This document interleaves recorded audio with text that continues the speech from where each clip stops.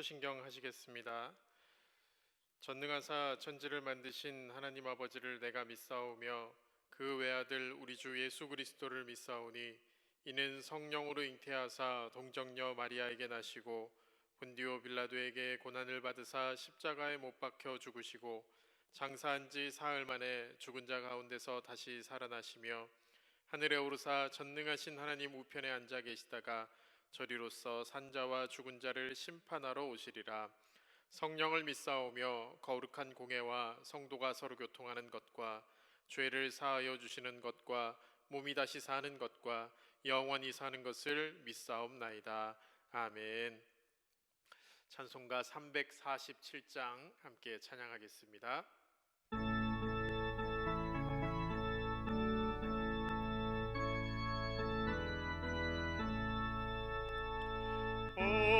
허락하신 새 땅에 들어가려면 마음의 준비 다하여 힘써 일하세. 여호수아 본받아 앞으로 가세. 우리 거할 처소는 주님 품일세.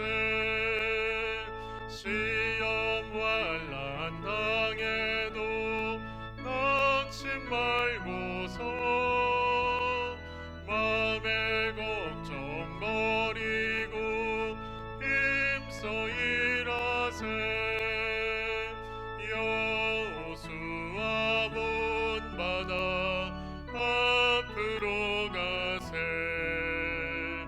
우리 거할 처소는 주님 품일세. 앞서가신 예수님 바라보면서 모두 마음을 아파요 힘써 일하세. 여호수아 본받아 앞으로 가세. 우리 거할 처소는 주님 품일세. 일할 곳이 아직도 많이 있으니 담대하게 나가서 힘써 일하세. 여호수아 본받아 앞으로 가세. 우리 거할 처소는 주님 품일세. 아멘. 하나님 말씀 보겠습니다. 구약성경 시편 126편 1절에서 6절까지 말씀입니다. 시편 126편 1절부터 6절까지 말씀 제가 봉독하겠습니다. 여호와께서 시온의 포로를 돌려보내실 때에 우리는 꿈꾸는 것 같았도다. 그때 우리 입에는 웃음이 가득하고 우리 혀에는 찬양이 찼었도다. 그때 문 나라 가운데에서 말하기를 여호와께서 그들을 위하여 큰 일을 행하셨다 하였도다. 여호와께서 우리를 위하여 큰 일을 행하셨으니 우리는 기쁘도다. 여호와여 우리의 포로를 남방 시내들 같이 돌려보내소서. 눈물을 흘리며 씨를 뿌리는 자는 기쁨으로 거두리로다. 울며 씨를 뿌리러 나가는 자는 반드시 기쁨으로 그 곡식단을 가지고 돌아오리로다. 아멘. 기도하겠습니다. 우리의 모든 것이 되시는 아버지 하나님, 오늘 우리에게 예배할 수 있는 마음과 예배드릴 수 있는 이 시간을 허락해 주시니 감사를 드립니다. 오늘 이 저녁 우리의 예배가 온전히 주님께만 드리는 예배가 되게 하시고 주님께 영광 돌리는 거룩한 시간 되게 하옵소서. 주님, 부족한 종을 세워 말씀을 선포케 하시니 감사를 드립니다. 주님의 뜻과 주님의 마음을 전달할 수 있는 축복의 통로로 쓰임받게 하시고 부족한 능력을 성령님께 의지하오니 성령님 이 시간 임하여 주시옵소서. 예수님의 이름으로 간절히 기도하옵나이다. 아멘. 사랑하는 성도 여러분, 2021년 새해가 밝았습니다. 그리고 여러분들에게 새해 축복 많이 받으시라고 제가 인사를 드리겠습니다. 그리고 가정에서 우리 가족들과 함께도 물론 아침부터 인사를 나눴겠지만 새해 복 많이 받으시라고 또 하나님의 축복이 가득하다고 그렇게 축복의 인사를 나눠주시기 바랍니다. 작년 1월 이후 국내에는 본격적으로 2월부터 코로나19로 인해서 우리는 광야를 걷는 듯한 사망의 음침한 골짜기를 걷는 듯한 그런 위태위태한 삶을 살아가고 있습니다. 속히 코로나가 진정되고 그리고 우리의 일상이 회복되기를 원하고 그런 일들이 그래서 올해에는 새해에는 부디 그렇게 되기를 아니 봄이 오면 그런 날이 왔으면 하는 기대를 하고 있습니다. 하지만 1년 가까이 이렇게 코로나와 함께 하다 보니 어쩌면 익숙해져 버린 것 같습니다. 그래서 왜 코로나19가 이렇게 창궐하게 되었는지에 대한 반성도 없고 코로나19 이후의 삶은 어떻게 달라져야 하는지에 대한 고민도 진지하게 하고 있지 않습니다. 많은 사람들은 대부분 단지 백신과 치료제가 이 모든 문제를 해결해 줄 구원자가 될 것으로 그렇게 생각하고 기대하고 있습니다. 그래서 백신은 언제부터 맞을 수 있는 것인가? 치료제는 과연 언제 나오는 것인가? 그런 그 문제에만 집중하고 있다는 것이죠. 물론 중요한 문제입니다. 중요한 사안입니다. 하지만 그것이 이 코로나19를 불러온 문제 해결의 근본 대책은 될 수 없습니다. 유럽 사회에서는 코로나19 이후에 인간과 환경을 생각하는 더 나은 사회를 만들어야 한다라는 목소리가 나오고 있습니다. 그래서 더 나은 재건 캠페인이라는 것을 벌이고 있는데요. 그 캠페인 내용 중에 더 나은 재건을 위한 원칙들이 있습니다. 몇 가지 중요한 것들만 간략하게 소개하면 이런 것들입니다. 첫 번째, 우리의 삶 전반이 환경 친화적인 삶을 추구해야 한다라는 겁니다. 두 번째, 사회 모든 구성원들이 빈부의 격차를 떠나서 보편적인 기본 서비스를 무료로 제공받을 수 있는 사회가 되어야 한다라는 것이죠. 세 번째는 공정한 분배가 이루어져야 한다. 또 네 번째는 국제 정치와 세계 경제를 포함한 모든 영역에서 협력과 연대가 일어나야 한다라는 점입니다. 어떻게 보면 너무나 당연한 것들인데요. 사실 그렇습니다. 코로나19로 인해 우리가 깨닫고 경험하게 된 것들이 있습니다. 인간이 얼마나 하나님께서 창조하신 이 세상을 파괴하며 살았는지를 깨닫고 그래서 코로나가 확산되자 사회적인 약자들이 오히려 더 의료적인 혜택을 받지 못하고 사지로 내몰리는 그런 현실을 보게 됩니다. 전염병 앞에서 빈부의 격차에 따라 얼마나 불공정한 일들이 일어나는지를 우리가 보고 있고 아무리 전 세계가 협력한다고 하더라도 강대국이 자국의 이익만을 내세우며 이기적인 태도를 보일 때 어떤 일이 일어나는지도 보고 있습니다. 그리고 나라마다 권력을 유지하거나 쟁취하기 위해서 때로는 이 전염병을 자기들의 입맛에 맞게 이용하는 것 같은 그런 모습도 보고 있습니다. 물론 다시 경험하고 싶지 않은 2020년입니다. 사실 코로나19로 인류는 그동안 당연하게 여기던 것들을 되돌아보는 기회가 되었습니다. 특히 교회는 비대면 예배라는 낯선 경험을 하고 여전히 그 경험 가운데 우리는 서 있습니다. 오늘은 그래서 이렇게 교회에 나와서 예배드리지 못하는 이런 안타까운 현실 가운데 성전에 올라가는 노래라고 표제가 붙은 시편이 여러 편이 있는데 그 중에 한 편 126편을 통해 은혜를 나누려고 합니다. 제가 읽어드린 개정 성경에는 성전에 올라가는 노래라고 제목이 붙어 있고 번역본이 좀 다른 쉬운 성경에는 예배 드리러 올라가는 자의 노래라고 제목이 붙어 있으며 표준 세번역에는 성전에 올라가는 순례자의 노래라는 제목이 붙어 있습니다.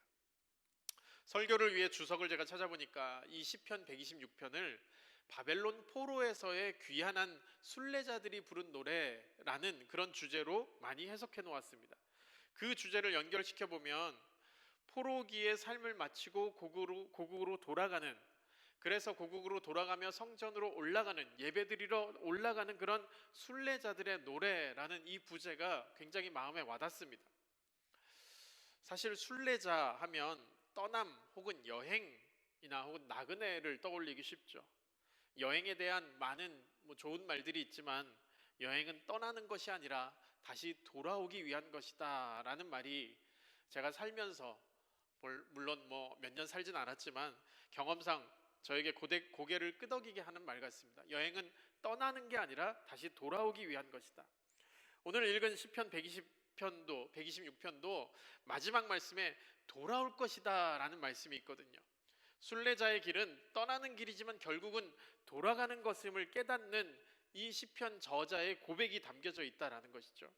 그래서 오늘 본문 126편을 통해서 이 저자가 무엇을 노래했는지, 어떤 믿음의 고백을 했는지를 몇 가지 나눠보려고 합니다. 첫 번째로는 이 시인은 순례의 길을 통해서 깨달은 것이 있다라면서 노래하고 있습니다.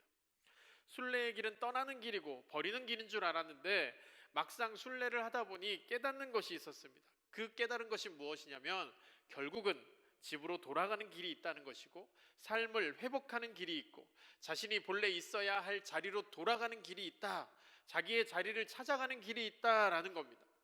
시편 126편에서 노래하는 것이 이것입니다. 바벨론 포로로 지금 살고 있었던 이들입니다. 그래서 그들은 포로 생활 속에서 광야 혹은 음침한 골짜기를 걷는 그런 순례자들과 같은 상황이었습니다. 그러다가 이제는 다 끝났다고 생각했습니다. 이제 더 이상 희망이 없다라고 생각했습니다. 그런데 하나님께서 친히 목자가 되어주셔서 광야의 난길로 오셔서 그들을 회복시켜 주셨습니다.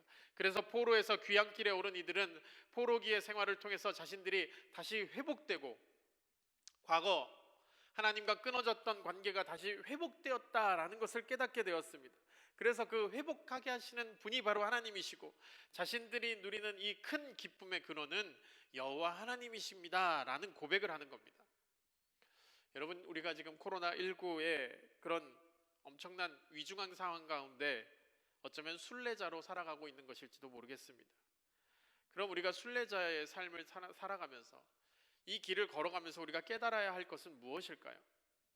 우리가 걷고 있는 이 길이, 우리가 살아가고 있는 이 시간들이, 우리가 이미 보낸 2020년이 그 시간이 허비되고 낭비되고 쓸모없었던 시간이 아니라 새롭게 우리를 회복시켜 주시기 위한 시간, 하나님과의 관계가 멀어졌다면, 하나님과의 관계가 끊어졌다면 그 관계를 다시 회복하기 위한, 인간의 죄로 인해서 자연과 인간이 끊어졌고, 인간과 인간이 너무나 고도화된 문명 가운데서 오히려 끊어졌고, 자기 내면과도 끊어졌던 이 모든 끊어짐에서 다시 회복시키는 시간이다라는 점입니다.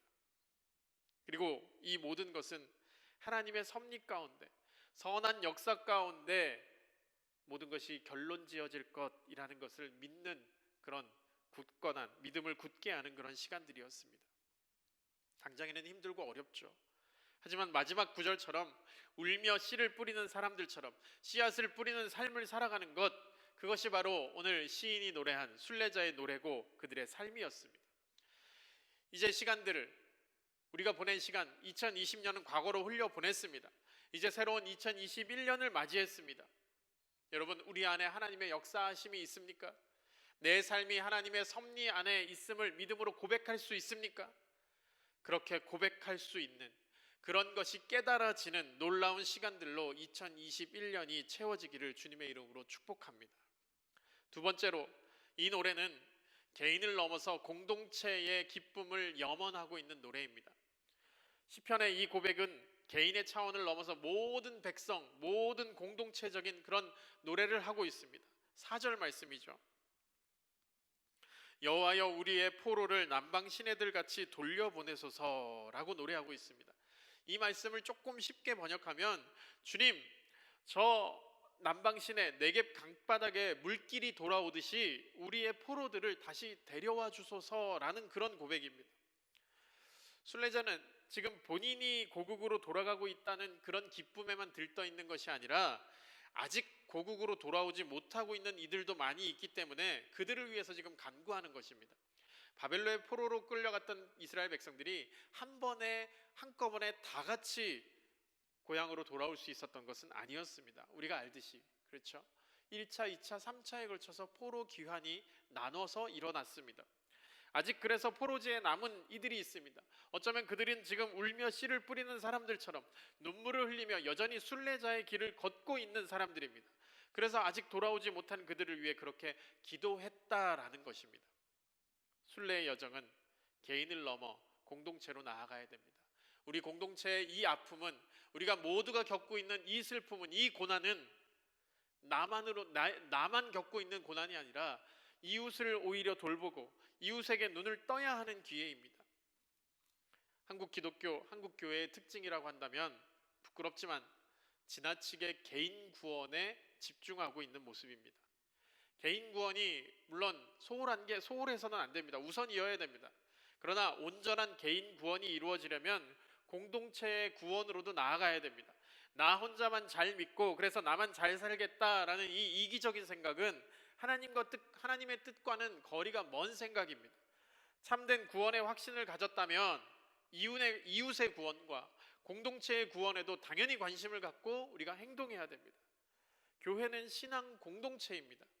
나 혼자, 우리 가정만, 혹은 우리 교회만 그렇게 울타리를 짓고 믿음 생활하는 게 아니라 이 울타리를 뛰어넘어서 공동체의 기쁨을 누리는 그런 신앙 생활을 해야 되는 줄 믿으시기 바랍니다. 또 세 번째로, 이 노래는 하나님의 약속을 믿고 기다림을 노래하고 있습니다. 사실 이 시인은 지금 현재 벌어지고 있는 일을 그 현 상황 가운데서 생생하게 노래하는 것이 아니라 과거에 있었던 일을 기억하면서 노래하는 겁니다. 1절 말씀부터 아까 읽었지만 보시면 그렇죠. 포로에서 풀려날 때 그때 우리가 꿈꾸는 것 같았다. 그때 웃음이 가득했고 찬양이 가득했다. 다른 나라 백성들까지도 하나님을 찬양했었다. 그리고 그때 조금 전에 본 4절 말씀, 우리가 이렇게 기도했었다는 거죠. 여호와여, 우리의 포로를 남방 시내들 같이 돌려보내소서. 다시 쉽게, 주님, 네겝의 시내들처럼 다시 물이 흐르듯이 포로로 잡혀간 자들을 돌려보내 주시옵소서. 시인은 그렇게 노래했습니다. 시인은 그렇게 기도했습니다. 그런데 문제는 그 미래가 아직 오지 않았다라는 겁니다. 언제 하나님의 구원이 일어날지, 언제 하나님의 그 능력이, 언제 하나님의 그 역사가 눈앞에 벌어질지 우리는 전혀 알 수가 없습니다.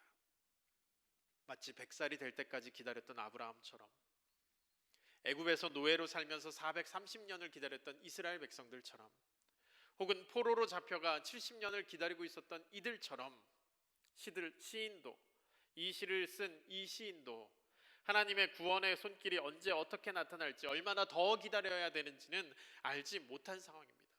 그래서 시인은 마지막 절에 이렇게 노래하죠. 5절 6절입니다. 눈물을 흘리며 씨를 뿌리는 자는 기쁨으로 거두리로다. 울며 씨를 뿌리러 나가는 자는 반드시 기쁨으로 그 곡식단을 가지고 돌아오리로다. 제가 처음에 이제 말씀을 준비하면서 묵상한 게 아니라 과거에, 예전에 이 말씀을 처음 봤을 때, 그때 이 말씀을 묵상할 땐 그 기억을 떠올리면, 씨앗을 뿌리는 게 그렇게 힘든 일인가? 눈물을 흘리면서 씨앗을 뿌릴 정도로 그렇게 힘든가? 라는 그런 생각을 했었습니다. 농사의 농자, 아니 니은자도 모르는, 정말 아무것도 모르는 무지한 그런 부끄러운 생각이었죠. 씨앗을 심고 거둔다는 것, 메마른 씨에서 싹이 나고 줄기가 자라고 그래서 수백 개의 열매가 맺힌다는 것, 그것은 정말로 놀라운 일입니다. 지금은 당연히 지식으로 씨앗을 심고 가꾸면 열매가 맺힌다라는 게 상식이지만, 사실 고대 사회에서 농사라는 것, 씨를 심고 가꿔서 수확하는 그 일은 씨앗을 심어보고 그래서 열매를 수확해본 그 경험이 있기 때문에 이 고통을, 이 고생을, 이 힘든 일을 반복하는 것이고, 이 작은 씨를 심으면 반드시 열매가 맺힐 것이라는 그 믿음이 있기 때문에 씨앗을 심는 것입니다. 그리고 그 씨앗이 싹을 내고 줄기가 뻗어 자라고 잎을 내고 이파리를 내고 열매가 맺도록 가만히 놔두는 게 아니고 가꿔야 합니다. 즉 씨앗을 심었다라는 것은 열매가 맺혀질 때까지 가꾸며 기다린다는 겁니다. 그렇습니다. 절망적인 현실을 우리가 살아가고 있다는 것은 마치 씨앗을 심는 것과 같습니다. 때로는 이 씨앗이 열매가 맺힐까 의심되기도 합니다. 열매가 맺히기까지 오래도록 기다려야 하기 때문이죠. 그래서 씨앗을 심는 것은 눈물을 흘리는 일이고 눈물 나는 일이고 울어야 하는 일입니다. 우리도 신앙생활을 하며 믿음을 따라 걸어갈 때 과거의 하나님의 일들을 생각하며, 그래서 분명히 그때가 온다고 믿을 수 있습니다. 경험도 있습니다. 하지만 오리라 생각했던 그때가 내 생각보다 길어지면 그때까지 그래서 견디고 기다리기가 때로 너무 어렵습니다. 코로나19 사태가 이렇게 길어질지 우리가 초반에 그렇게 상상이나 했었나요? 하지만 이런 상황들 가운데서 우리가 취해야 할 태도는, 성도들은 끝까지 포기하지 말아야 됩니다. 무엇에 대한 포기냐? 하나님 약속에 대한 포기를 하지 말아야 됩니다. 하나님을 끝까지 찬양하며 믿으며 감사를 드리며 이 현실을 견뎌내야 한다는 겁니다. 그래서 때로는 눈물이 나는, 울어야 하는 그런 안타까운 현실이지만, 그럼에도 씨를 뿌리며 열매를 맺기까지 그렇게 견디는 자에게 반드시 기쁨으로 그 곡식단을 거둘 수 있다라는 겁니다. 위대한 설교자 오스왈드 체인버스가 이런 말을 했습니다. 하나님께서는 우리를 고난으로부터 구원해 주시는 것이 아니라 고난 안에서 구원해 주신다. 그렇습니다. 하나님은 분명 우리가 빠진 수렁에서 건져내 주실 것입니다. 하지만 건져내 주시기까지, 그 전까지는 우리는 수렁 안에 여전히 있으면서 그분의 구원의 손길을 발견하면서 견뎌야 하는 것입니다. 성탄이 벌써 지나갔지만 우리가 이런 시대를 살고 있기 때문에 간절히 그런 마음으로 아기 예수님을 기다려야 했던 겁니다. 메시아이신 예수님을 여전히 우리는 더욱더 기다려야 됩니다. 기다림은 막연한 기다림이 아니라 그분께로 돌아가겠다라는 구체적인 행위가 되어야 됩니다. 그분께로 돌아가는 것만이 새로운 희망이다라는 것을 깨닫고, 그래서 우리의 삶을 묵묵하게 곁길로 가지 말고 올바로 걸어가야 됩니다.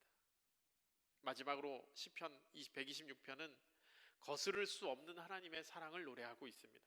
조금 전에 읽은 이 4절, 남방 시내들 같이, 제가 쉬운 성경으로 다시 말씀을 드려보니 네겝의 시내들이라고 나오죠.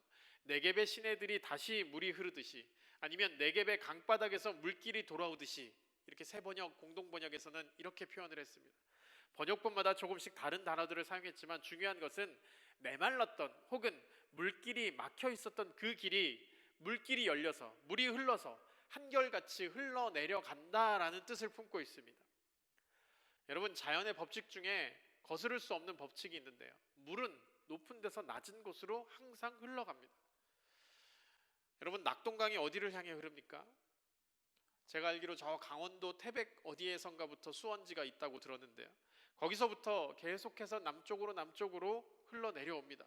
결국 그래서 낙동강이 강원도에서 경상북도를 지나서 경상남도를 관통하고 이 부산을 지나서 저 남해안으로 흘러 들어갑니다.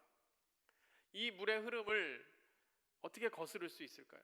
거스를 수 없습니다. 즉, 네겝의 물이 나무로 한결같이 흐른다라는 이 표현은 하나님께서 부어주시는 은총과 하나님께서 하시겠다는 그 역사는 그 누구도 거스를 수 없다라는 표현입니다. 그렇습니다. 하나님께서 부어주시는 사랑, 누구도 거스를 수 없습니다. 저와 여러분들은 그 거스를 수 없는, 거부할 수 없는 하나님의 사랑 안에서 살아가고 있는 사람들입니다. 때로는 물이 흐를 때는 잔잔하기만 한 것은 아닙니다. 바람이 오면 물결이 높아지기도 하고, 비가 오면 흙탕물이 되기도 하고, 겨울에는 얼기도 하고, 때로는 더러운 오염수들이 이 강물로 흘러 들어오기도 합니다. 그러나 강물은 흘러 마침내 바다로 들어가게 됩니다. 하나님의 사랑이 그렇다라는 거죠. 온갖 세상 풍파 속에서 때로는 세상의 죄에 오염되어 살아가는 우리들이지만, 우리를 향한 하나님의 사랑은 거스를 수 없습니다. 그 하나님의 사랑이 2021년 새해에 저와 여러분들에게 충만하게 스며들기를 주님의 이름으로 축복합니다. 오늘 몇 가지 묵상한 이 시편의 126편의 말씀이, 이 노래가, 이 찬양이, 이 고백이 2021년을 맞이하는 저와 여러분들의 노래가 되고 고백이 되기를 주님의 이름으로 간절히 축복합니다. 기도하겠습니다. 주님, 오늘 새해 첫날 이 저녁 주님께 찬양하며 주님만을 높여드립니다. 지난 1년 동안 코로나로 인해 우리의 삶이 피폐했고 두려움으로 가득했지만, 그런 우리에게 용기를 주시고 이 시기에 주님께서 주시고자 하는 귀한 말씀들을 깨닫게 하여 주시옵소서. 모든 역사가 하나님의 시간인데 하나님의 계획 안에서, 하나님의 뜻하심 안에서 있다라는 것을 깨닫게 하시고, 이 어려운 시기에 더욱 이웃과 더불어 이웃을 생각하며 사랑을 베풀며 살게 하시고 하나님의 약속을 믿고 끝까지 노래하며 하나님께서 우리에게 주시는 사랑이 거스를 수 없다라는 것을 알고 힘있게 살아가게 하여 주시옵소서. 새해를 시작하며 하나님께 우리의 삶을 맡겨드립니다. 우리 성도들의 삶을 온전히 주님께서 주관하여 주시고 하나님의 말씀을 듣고 그 말씀을 의지하며 살아가는 우리 모두가 되게 하여 주시옵소서. 우리들의 삶이 새해에도 주님께로 더욱더 가까이 나아가길 원하며 주님과의 교통함이 풍성하게 일어나기를 기도합니다. 올해 특히 2021년 더욱더 하나님의 말씀을 경청하고 하나님 말씀대로 살아가며 그래서 악한 길로 빠지지 않고 주님만을 바라보는 귀한 한 해가, 복된 한 해가 되게 하여 주시옵소서. 코로나 사태를 위해 계속해서 기도합니다. 백신과 치료제가 잘 개발되고 또 잘 보급되어서 이제는 코로나의 위험으로부터 하루빨리 벗어나기를 간절히 기다리고 있습니다. 하지만 한편으로 그런 질병의 위협이 코로나로만 그치지 않고 또 다른 질병으로 반복될까, 그런 위기가 계속되지 않을까 하는 불안감도 여전히 있습니다. 주님, 자연 앞에 우리가 연약하고 하나님 앞에 한없이 미천한 것을 깨닫고 우리를 불쌍히 여겨 주시옵소서. 인간의 나약함을 반드시 깨닫고 겸손함으로 하나님을 바라볼 수 있는 우리들의 삶이 되게 하여 주시옵소서. 육체의 연약함으로 고통받는 성도들을 위해 이 저녁에 기도하오니 이 추운 겨울을 강건하게 잘 이겨내게 하시고 치유의 은혜가 임하게 하여 주시옵소서. 경제적인 어려움으로 이 추위가 더욱 춥게 느껴지는, 더욱 춥게 다가오는 우리 성도들, 하나님의 위로하심이 그래서 견뎌내고 이겨낼 수 있는 새 힘이 하나님께로부터 임하게 하여 주시옵소서. 또한 우리 자녀들을 위해 기도합니다. 이 새해에도 하나님의 돌보심으로 우리 자녀들을 자라게 하시고 부모된 우리가 하나님의 살아계심을 증거하며 하나님의 사랑을 자녀들에게 듬뿍 전달해 줄 수 있는 복된 부모와 자녀들, 그런 각 가정들이 되게 하여 주시옵소서. 이 계절에 가족들과 우리 함께하지 못하는 군대에서 복무하고 외국에서 유학하며 타지에서 생활하는 우리 자녀들과 또 가족들이 있습니다. 그들에게도 하나님의 도우심이, 하나님의 손길이 동일하게 임하게 하여 주시옵소서. 이 시간 우리가 찬양하고 기도하려고 합니다. 주님께서 들으시고 주님께서 응답하시는 놀라운 은혜가 부어지게 하시옵소서. 예수님의 이름으로 간절히 기도하옵나이다. 아멘. 우리 같이 찬양하도록 하겠습니다.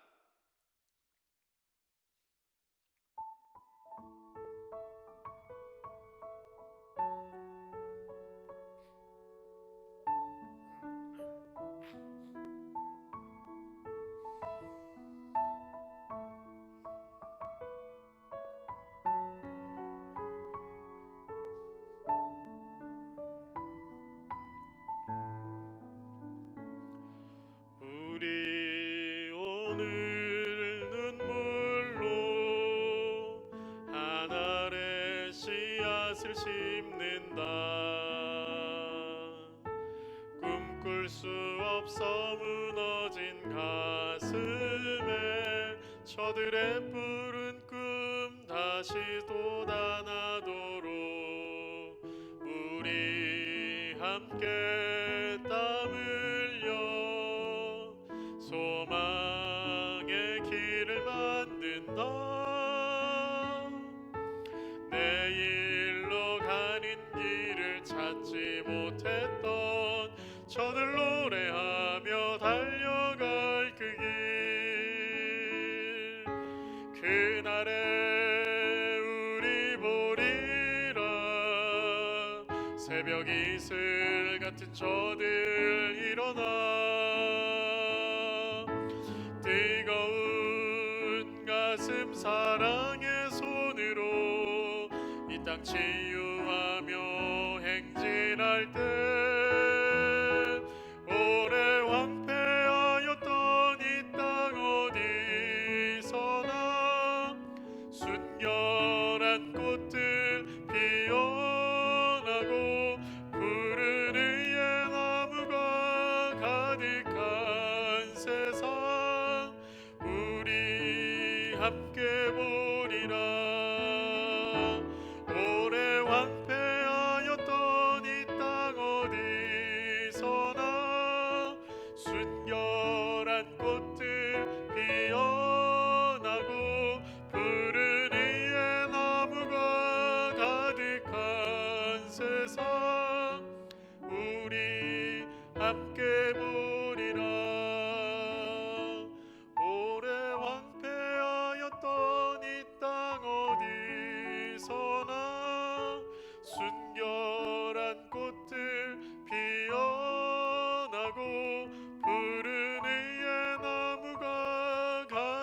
거룩한 세상 우리 함께 보리라. 아멘. 우리 시간 함께 기도하기 원합니다. 코로나 시대가 진정되고 전 세계가 회복될 수 있도록, 또 육신의 질병으로 고통받는 우리 성도들을 위해서, 또 고통 속에서도 주님을 의지하는 믿음을 잃지 않도록 우리를 향한 하나님의 사랑이 무한하다는 것을 깨닫고 힘있게 올 한 해를 살아갈 수 있기를, 그렇게 소망을 잃지 않는 새해가 되기를 우리가 간절히 하나님께 부르짖어 기도하는 시간 갖도록 하겠습니다. 주여 한번 부르짖고 기도합니다. 주여, 하나님 아버지 간절히 기도합니다. 이 저녁에 우리가 이렇게 기도할 때, 말씀을 붙잡고 하나님의 약속을 기억하며 기도할 때 하나님 들으시고 응답하여 주시옵소서. 하나님 시편 126편의 이 고백들이 우리의 고백이 되게 하시고, 나의 고백이 되게 하여 주시고, 나의 믿음이 되게 하여 주시고, 나의 찬양이 되게 하여 주시옵소서. 하나님 아버지 다시 돋아나도록 우리 함께 땅 흘려 소망의 길을 만든다. 내 길로 가는 길을 찾지 못했던 저들 노래하며 달려갈 그 길, 그날에 우리 보리라. 새벽 이슬 같은 저들 일어나 뜨거운 가슴 사랑의 손으로 이 땅 치유하며 행진할 때, 오래 황폐하였던 이 땅 어디서나 순결한 꽃들 피어나고 푸른 의의 나무가 가득한 세상 우리 함께 보리라.